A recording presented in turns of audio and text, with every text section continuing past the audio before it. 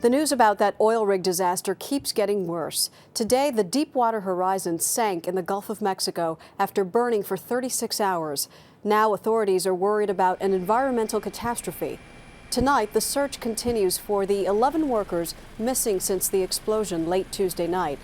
The Coast Guard has now expanded its search area to cover 3,000 square miles of the Gulf waters. Whit Johnson has the latest tonight from New Orleans. When the oil rig finally sank into the Gulf of Mexico this morning, there was still no sign of the missing. Now an environmental concern. The Coast Guard estimates crude oil at the rate of 8,000 barrels a day could be spilling into the open sea. 700,000 gallons of diesel fuel was also stored on the rig, and now that it's underwater, officials don't know whether that fuel is also spilling. They do know this accident has a potential to be an environmental disaster. I think there are just too many uncertainties for us to be able to estimate what the volume of the potential spill could be. BP Oil, which leases the platform, and the Coast Guard have at least 35 containment vessels dispatched to the area. If necessary, they hope to use an underwater robot to stop the flow of oil, but don't know when that might be.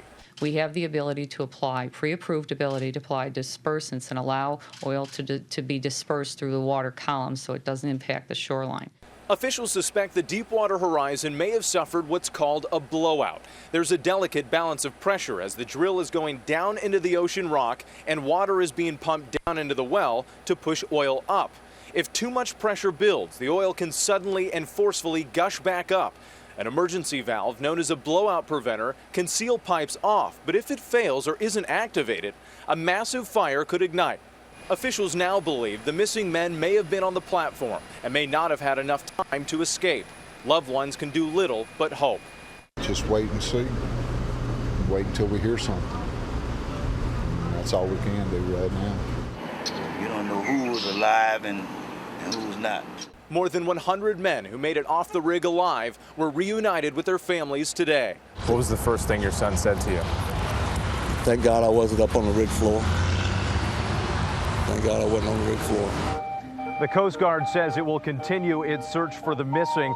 If necessary, BP says it will drill what is called a relief well next to the existing one. They'll pour in concrete in an effort to seal it off. Maggie? Whit Johnson in New Orleans tonight. Whit, thank you.